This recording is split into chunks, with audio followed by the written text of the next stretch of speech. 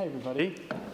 My name is Jonathan Cloonan, and it's such a privilege for me to be up here today to welcome you firstly to the Galway Arts Festival, and secondly to today's panel, which is all about young Irish creatives. And it's funny, I was just walking up University Avenue, drenched in sweat because it's 28 degrees outside, so I appreciate you all taking the time out of your days and out of your sunbathing time to come here. And I can see why, so let me introduce the panel.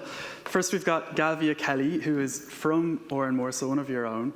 Galvia is the Global Director of Social Media and Digital at Revlon, based in New York, and has won 11 plus awards in the last 12 months for digital marketing, including being named Brand Innovators, one of Brand Innovators 40 Under 40, which is a huge deal in the US.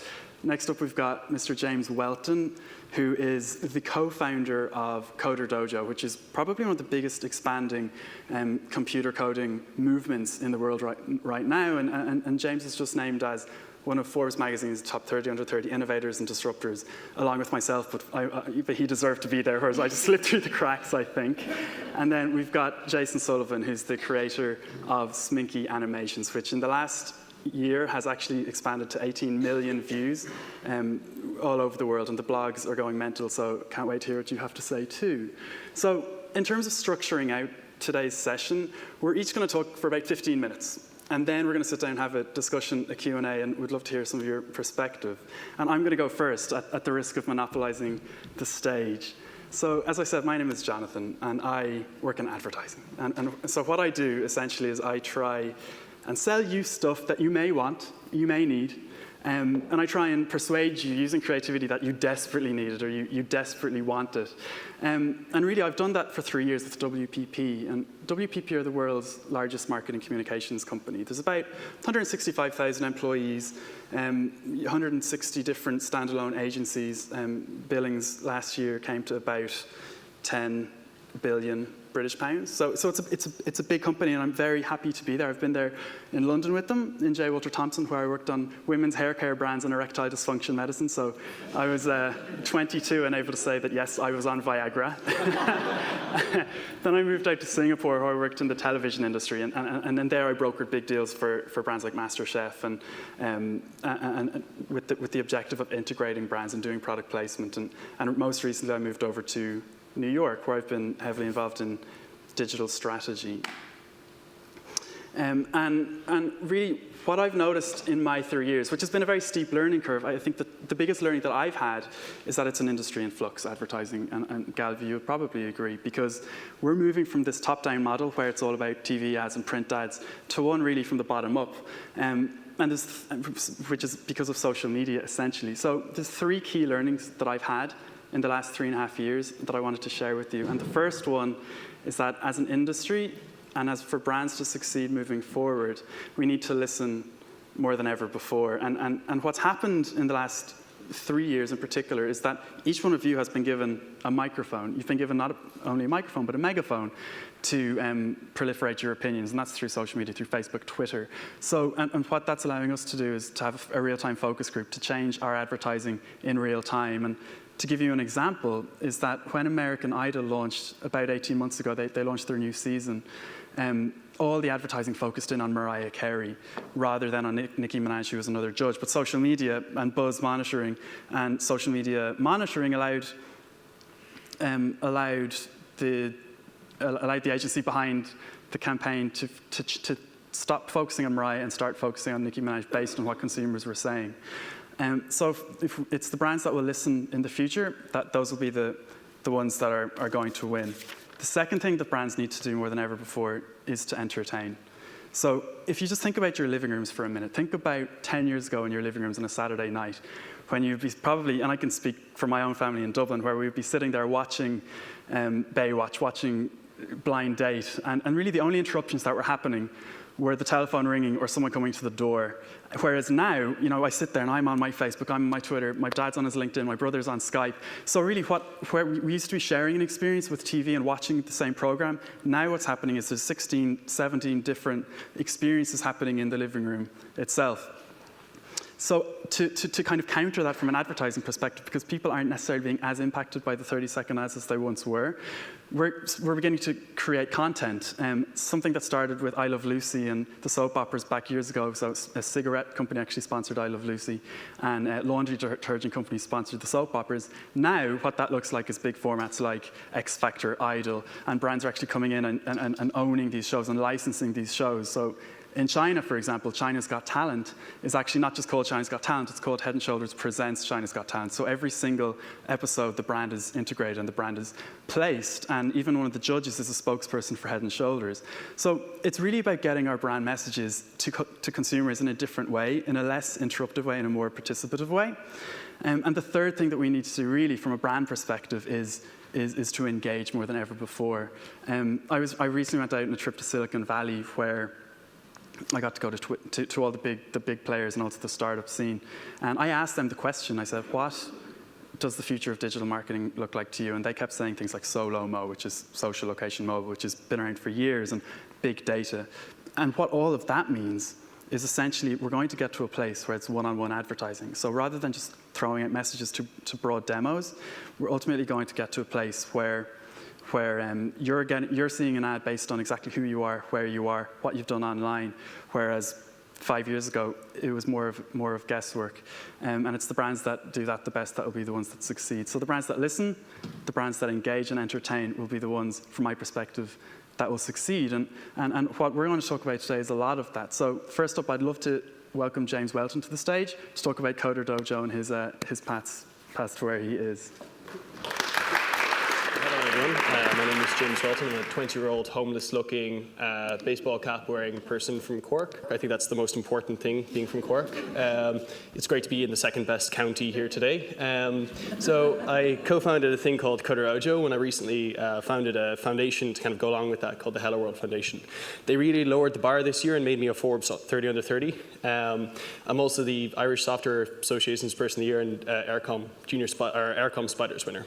Briefly appeared in Twilight. I've high-fived Obama and got 380 points in the Leaving Cert.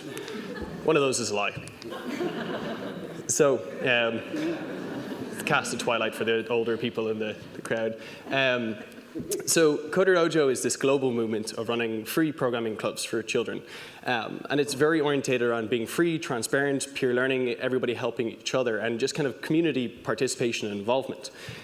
So what was started about 2 years ago on the 28th of June 2011 after I started my Leaving Cert, on our first birthday we had over 100 dojos. Now we have over 200. It's spread across Europe, the USA, Asia, and Africa. It's in 23 plus countries. We've now gotten evolved as an organization to this point where we have annual conferences. Our last Dojo Con was in Slane Castle. I brought along my guitar. I can say I have officially played Slane Castle. And we've also kind of started doing these. We've been invited to do dojos in some very important places. So we've held a Coder Dojo in the European Parliament, for example, and the Dáil several times. And a really amazing community of people who've gotten involved, and really from what started as one club, with two guys starting it up, has kind of grown out to so many people shaping and defining it and being involved. You know, our record session book out was under 1 minute, so temporarily we were more popular than One Direction, which is always good. And we've seen major demand internationally as well. I mean, not just in Ireland, but out in the States, around Europe, and so on. So it's kind of, it's not this Ireland-specific thing, but there is globally a major want for a lot of young people to learn programming or kind of do a variety of things in that sphere, whether it's building apps or games or websites and so on.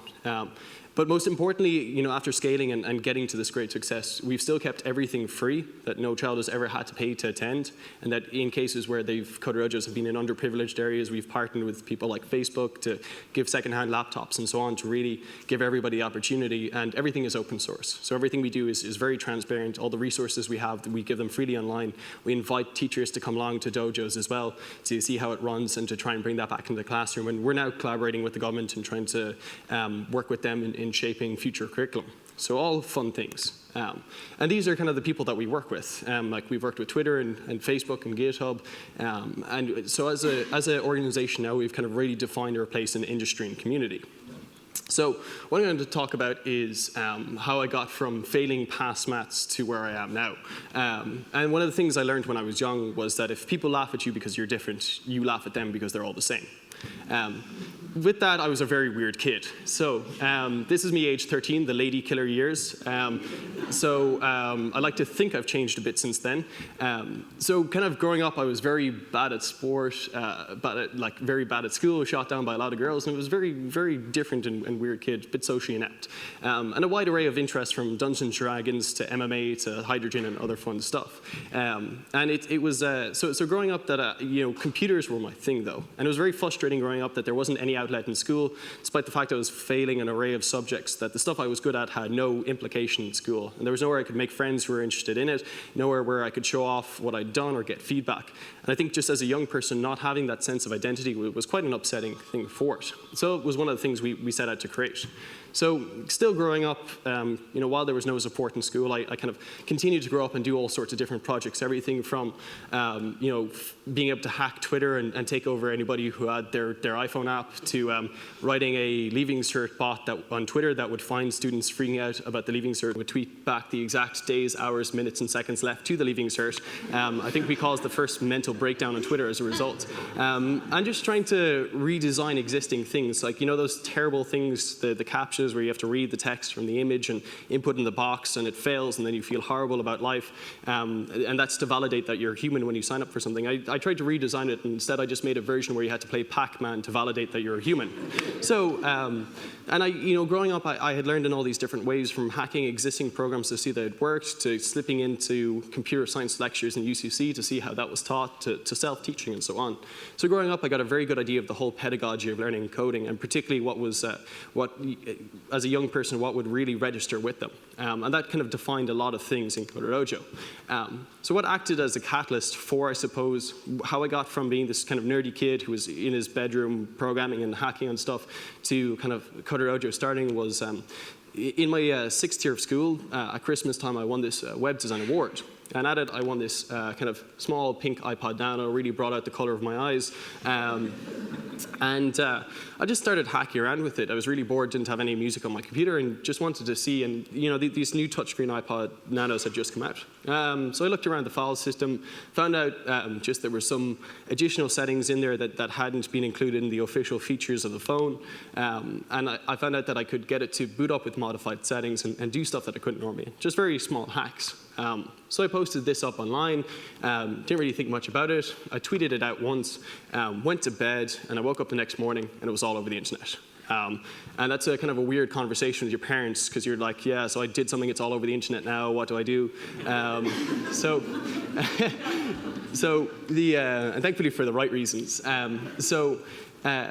I'd been, it was absolutely incredible that the small hack, then a lot of hackers started contacting me. I set up a miniature community online, set up our IRC channels, and people started hacking away on it. The Ars Technica called me a minor internet celebrity, and I knew I'd made it in life at the tender age of 18. There was some very funny learnings about it, like the picture where I took that kind of illustrated it. The internet being the internet was that it started off all these comments on one particular forum about people discussing the model and cleanliness on my keyboard, ultimately going to somebody creating a Twitter account called Jay Welton's Keyboard that just kept on tweeting me, clean me please. So that was kind of a weird experience, having your keyboard tweet you. But from this hack, there was a whole a load of lessons learned from it. So I just got just under 500,000 views in that one video that I put up overnight. Everybody saw how weird my thumbs were. I got very conscious, but it gave an incredible insight to how videos go viral, and particularly what is interesting and how people engage and so on. And I got a very rare insight into what makes things go successful online and what spreads, and particularly as well when we were scaling Coder Dojo and evolving that. A lot of learnings from this came into play. So that was at that point when that they kind of called out over the school intercom that I won this award and I'd hacked it and it was in the paper and so on. People in my year were starting to get interested then. They were like, well, if that idiot Welton can program, then anybody can program. So previously I'd approached my school and asked to set up a computer club. They had shot it down because the idea of a student-run society sounded like anarchy. So I kind of arranged that I'd meet a few people after school on a Thursday by the computer room, kind of like a secret fight club, but with keyboards.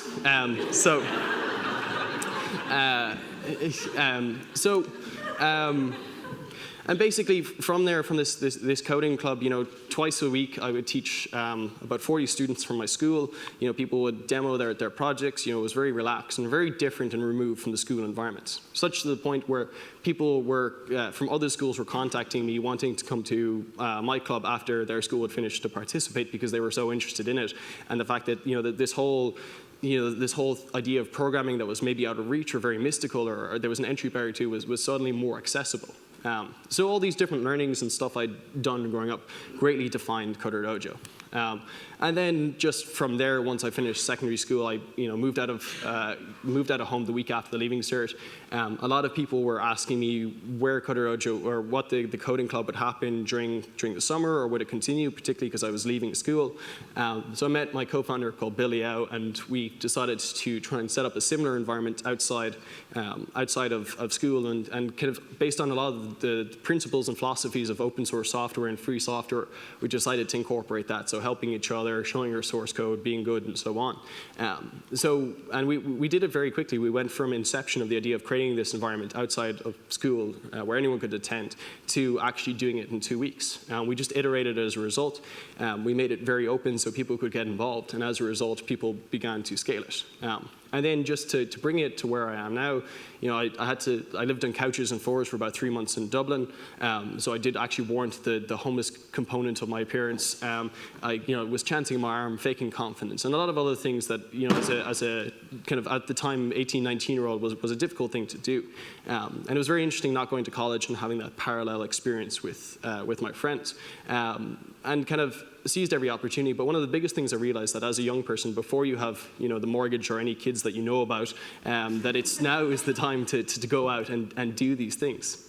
And it's just led me to the incredible adventures. So I think that's the kind of the very Diet Coke version of my story to date, and how everything kind of got kicked off in the catalyst. Work, family, self. Choose two. You can't have all three. That's what my boss said to me 3 years ago. He said, if you want to be really good, choose two. So, being the renegade that I am, that was his word for me, not my own, I decided to hand in my notice and leave the bank. I decided to leave my comfortable, cushy job as a banker and leave and set up my own social media agency. So today, my message is about personal branding, and I want to share with you my story of how I created my personal brand. Before getting into social media, I had no experience whatsoever. Never worked in anything digital, never worked in an ad agency. So I used the skills that I'd acquired in my Masters in International Business to assess the social media landscape, not alone here in Ireland, but globally. And I really saw endless opportunities. If you looked at Facebook, even back then, there was probably about 300,000 or 400,000 3 years ago. Now there's over 1 billion people on Facebook, so it's really incredible. So from there, I decided that I was going to start working with festivals. The tricky part was convincing festivals that they needed me. I remember Electric Picnic, that was my first festival, and it took me about 3 or 4 months to convince them to allow me to make an online video. And the reason I started working at festivals is that I had no business contacts anywhere in the world. And I knew if I got into festivals, they would give me creative freedom. So I created an online video for them. I then started working with Berlin Festival, did the same for them. Then I worked with London Fashion Week. Of course, I didn't get paid by any of these people. All my friends got free tickets, so all of a sudden I started getting a lot of Facebook friends. So from there, I started to really create a name for myself, and I started to get a lot of buzz internationally, where people started reaching out to me on Twitter, on YouTube, on LinkedIn to start creating work. And I was like, wow, this is really incredible, from not knowing anyone to people starting to reach out to me. But some place that no one had reached out to me from was the US. And I said, you know what, I'm going to create a brand for myself in America. So I decided to make an online video. The video was called 50 People, One Question Chicago. And what I wanted to prove to people was that you didn't need to invest money in a PR agency to get a lot of media buzz. So as soon as I'd finished creating this video, I started tweeting journalists and publications that I wanted to get press in. So within 24 hours, I ended up on Fox News. 48 hours, I was on Huffington Post, Washington Post. Then Mayor Rahm Emanuel started tweeting my workout. Within 3 days, I ended up in Marie Claire magazine in South Africa, and from there it went to Japan and Australia. It was really incredible just how it spread, and what it really showed was the power of social media. So what I'm going to show you now is a show reel of some of my work, so you get a taste of some things that I've been involved in, and you can see 50 people, one question. But the main point that I really want to get across is that social media is not about technology. It's all about people and connecting with people. And that's what I try and do with my videos. I try and show people and their stories. And with brands, what I try and do is I try and show the human sides of brands. So the content in my videos are pretty local, but they tend to go globally. So I'm just going to show you a clip now so you get an idea.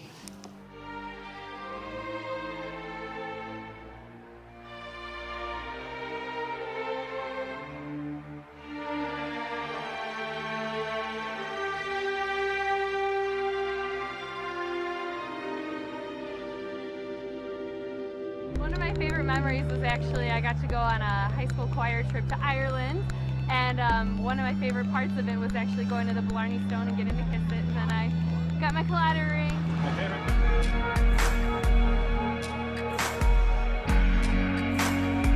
When I was declared officially dead by the hospital officials, and then I came back to life, which gave me a whole new perspective about everything.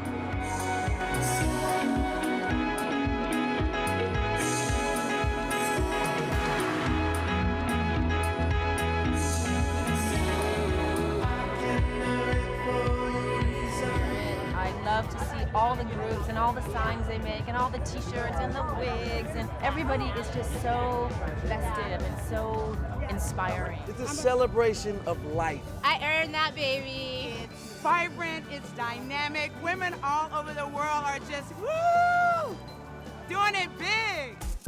Willie Daly is my name now. I'm lived here all my life, and I'm a traditional Irish matchmaker.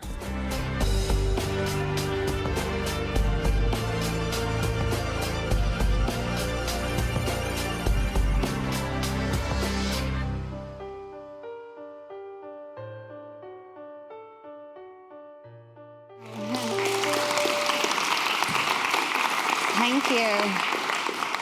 Thank you. Hopefully that gave you a little bit of a taste of some of my work. So after completing that video on 50 People, One Question Chicago, talking to Evelyn, actually, even here from the Arts Festival, I remember saying to her, I don't know if people really get what I'm doing, so maybe I should go abroad. I was kind of fit to give up the whole social media gig, if I'm honest, until one day this gentleman reached out to me on LinkedIn and he said, will you meet me for a coffee? And I said, yeah, I'd love to. Only I drink tea, but anyway, sure, we'll meet up.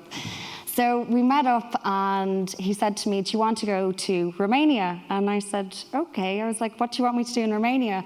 And he said, I want you to go over there and train some ad agencies. I barely knew where Romania was and anything about the country, if I'm quite honest. And I said, will you tell me about Romania? And he said, no. He goes, I'm not going to tell you anything. Just go out there, see what you think, and come back to me and let me know. So when I was over there, I literally fell in love with the country straight away. And that clip that you saw from 50 People, One Question, Romania, I made that 6 hours after arriving in the country. It was like a really weird sensation where I just felt very much at home there. Why Romania? It's a question that so many people always ask me. And the reason why is that it's just marginally smaller than Australia in terms of population size. So I saw a massive potential there. I knew I could make a huge impact there, and I knew I could spearhead the digital industry there. Well, that's what I thought anyway. Within a month of being there, I started headlining conferences with Facebook, Google, LinkedIn. I started showing them how gaming could actually make children more intelligent. So I came in with this new way of thinking to the country that they hadn't really seen before. And it was here that I met an American actress, Nia Peoples. I had no friends, didn't know anyone, so I went on Twitter, and I remember putting into the search engine Bucharest. And there was this tweet in English, everything else was in Romanian, and she said, American actors here shooting a movie with Universal. And I sent her a tweet and I said, will you meet me for a coffee? So she came over to my hotel and she said, just so you know, I've never actually done this before. And the reason I'm meeting in your hotel is because I thought you could be an absolute weirdo and try to like kill me or murder me or something. But she knew within a few minutes that I was genuine and I just wanted the chats. I just wanted to have a talk with someone. And we got on so well that the following week she ended up coming over to Ireland with me, ended up meeting my friends and my family. And I remember walking down Shop Street with her. She happened to be on one of the most social TV shows in the world ever, Pretty Little Liars. And what that means is people tweeting, Facebook, Instagramming with this TV show while they're watching it. It's what Jonathan was talking about earlier, the multi-screen kind of effect. Walking down Shop Street, I remember all these young girls running up to her and I was like, geez, this is mad altogether. So to return the favour of coming here, she brought me over to LA with her. She flew me over to LA to stay with her and her family, and she started introducing me to her neighbours. Pamela Anderson was one side of her, Minnie Driver was the other, and then Phil Carrero, who had set up Virgin Music with Richard Branson. And all of these people started to take an interest in me because in social media, what I realised is that if you want to get really good brand deals, you have to have that Facebook following, those YouTube hits, Twitter. So everyone started circling me. I was like, this is mad. But I decided I needed to go back to Romania. I had some work there that I needed to finish that I hadn't quite mastered. So I went back to Romania. And it was 3 weeks later, I was talking at a conference with Skype and Facebook, that a gentleman saw me speak in the audience and he told Revlon about me. He said to Revlon, you have to meet this girl, you have to hire her. And they never had a role before in Revlon for digital or social media. So they created this role, and 4 months later, I moved to New York. So what this really goes to show is the power of social media again. How did I end up in Romania? LinkedIn. How did I end up meeting Nia? Through Twitter. And how did this gentleman find out about this conference? He found out about it through social media. So really, really incredible. So this brings me on to my role in Revlon. So what do I do in Revlon? Contrary to what my parents think, I don't sit on Facebook all day. My role is not about tweeting or Facebooking, it's about transformation. I'm a change agent. I drive people, process, and technology globally. Revlon, a lot of people don't know, but they own a massive portfolio of businesses. So I also am head of digital and social for Almay Cosmetics, Mitchum deodorant, which is probably why I'm not sweating at the moment because I'm wearing that. I was telling all the guys here, I was like, I should have brought you some Mitchum deodorant, 24-hour care, it's great. No offense, you all look great though. And it's in over 100 countries. So I don't just work in the US, as in some mornings I'm working with the Taiwan market. Then I'm working with China, so I'm putting my brain in Sino Weibo because they use a completely different social network. And then the next day I'm working with South America. So my role is all over the place. And you saw in the video there's some samples of my work with Fashion Week, with breast cancer research and the MTV Awards. Breast cancer research, what is my role there? We have a walk in LA and New York every year. It's called the Revlon EIF Run Walk. We've raised over 68 million so far for cancer research, really incredible. A lot of people don't know this, but Times Square actually closes twice a year, once on New Year's Eve and once for the Revlon Run Walk. So it's really incredible to be part of that. But what people don't realize is behind all of this, there is a strategy, there is a campaign, and there's an execution. And that's what I'm involved in. Fashion Week, if it's not on Twitter, it didn't happen.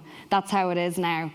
I'm involved in the strategy behind that though. So this year I directed 6 shows at Fashion Week, Oscar de la Renta probably being the highlight. Got to sit across from Anna Wintour, it was so scary. She was there with her sunglasses on and I was like, wow, does she really ever take them off? It was great seeing her. And then with TV networks and publications, I know Jonathan spoke there about TV networks and how they're changing. So at the moment I work with Vogue, Vanity Fair, Glamour, Allure, People, and MTV TV networks. And what I do with these is I work on them on dynamic engagement strategies, really to enhance our partnerships. Because if you think of the media industry in general, it's completely changing.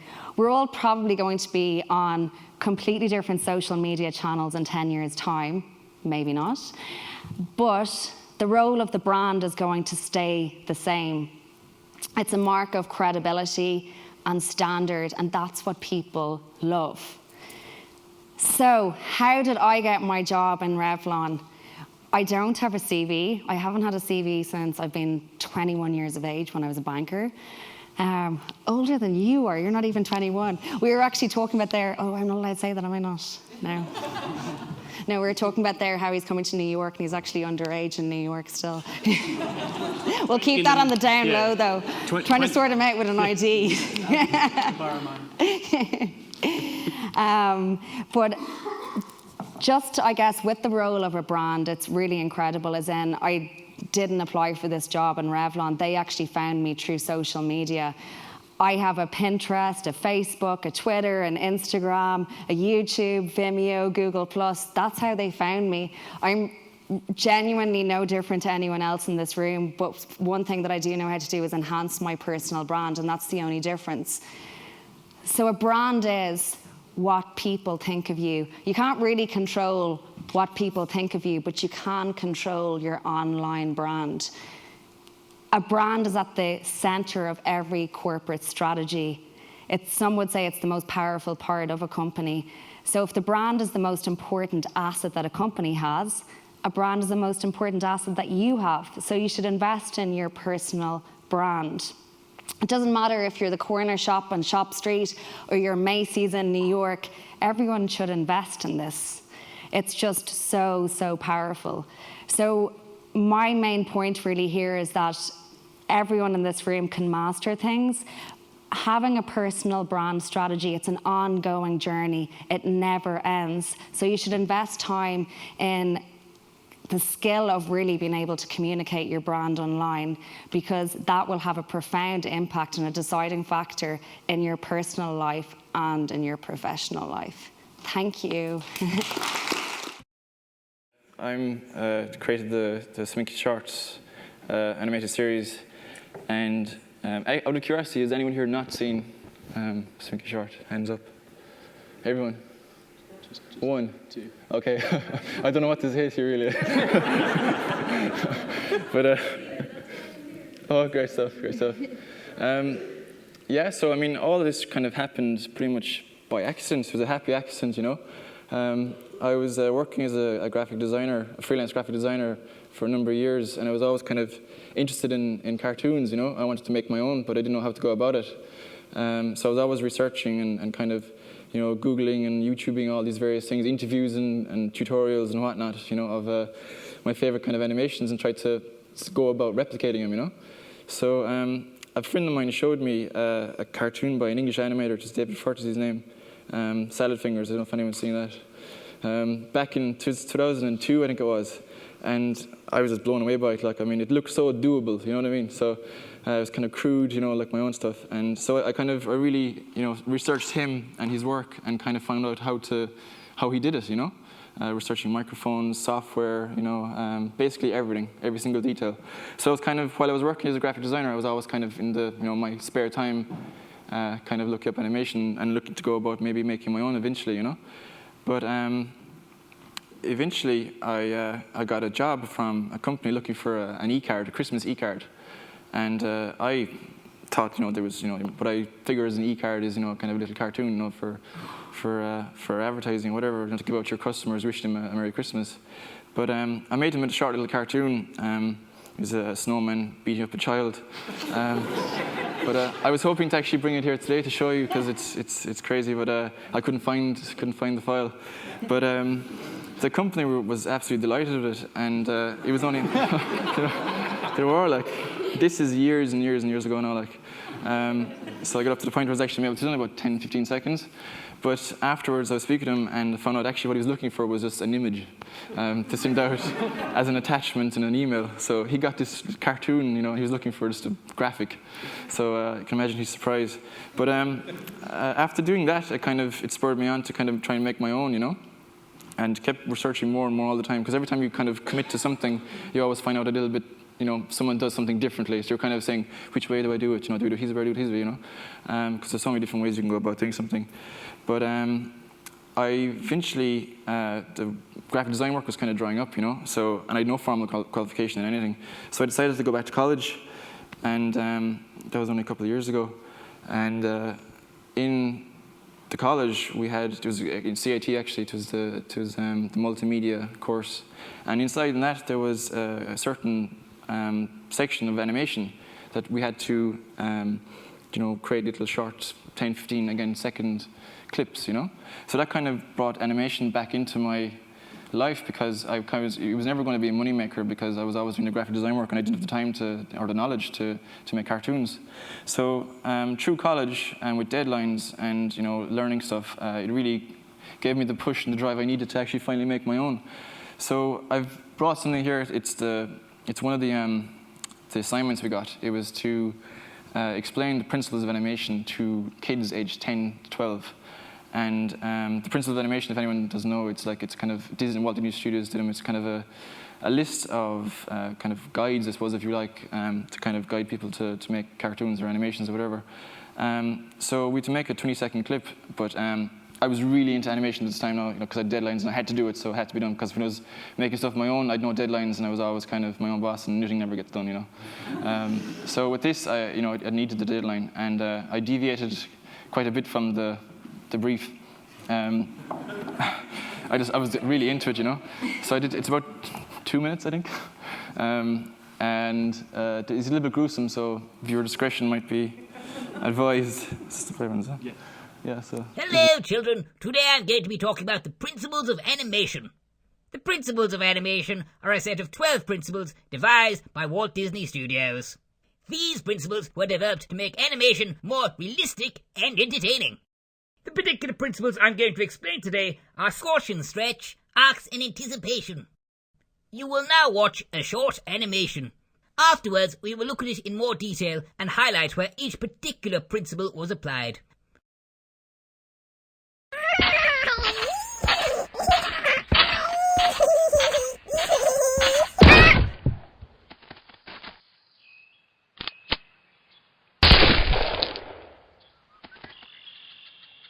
Now let's take a closer look. The first principle we will look at is the most important one, squash and stretch. Squash and stretch is a way of deforming an object, such that it shows how rigid the object is. As you can see, the child has a very fat belly.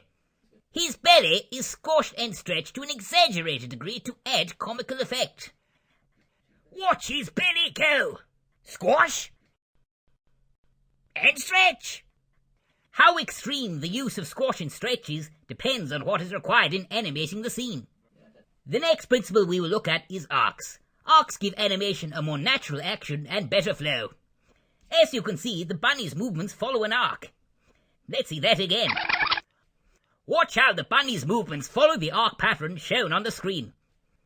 Get a load of that! Finally, we will look at anticipation. Anticipation is the preparation for an action, and it can be applied in many ways. In this particular animation, the use of anticipation is to lead the viewer's eye to prepare them for the action that follows.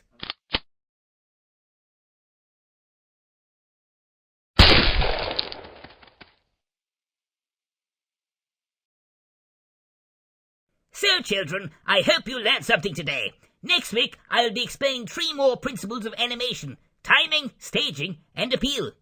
Catch you on the flip side!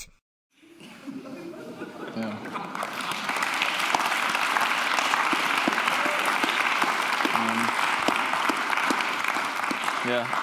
So not exactly suitable for kids under 10 to 12, you know. But yeah, but the serious thing about it is, though, from me making all the cartoons, is I'm getting loads of requests from people to, you know, how would you do it? Like me years ago. And so maybe when we tone down the violence a little bit and polish it up a bit, that this could actually be a viable thing, you know, like a little mini-series teaching kids how to animate and what to, you know, how to go about it, because obviously the demand is there, and there's obviously nothing really kind of in schools or whatever that are teaching kids. I'd have loved back in school to, you know, have been shown how to animate. So hopefully eventually, you know, that will come about, you know, somewhere or another. But the next clip I'm going to show you is the first cartoon I released. It was a week after my exams, because I was still in the buzz from making this, you know, I wanted to keep doing more and more stuff. And you've probably seen it before, it is the Office Head one. So I said I just had to include it in this because it was the first one out, so.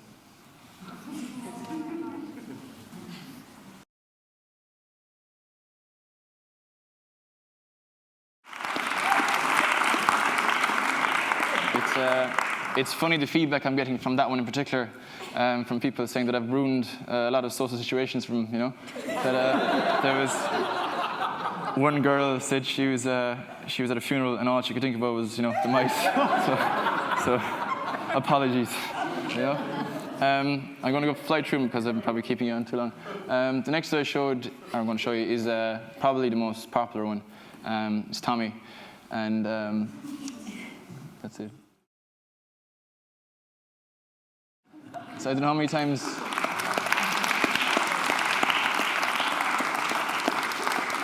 I don't know how many times I've heard the catchphrases randomly walking around the street, you know, people shouting "How are the boys" and whatnot. So it seems to be going on pretty well. But I'm going to finish up on a new one. I think it's very appropriate, the weather we're having. So it's the first time this has been shown, so hopefully you like it.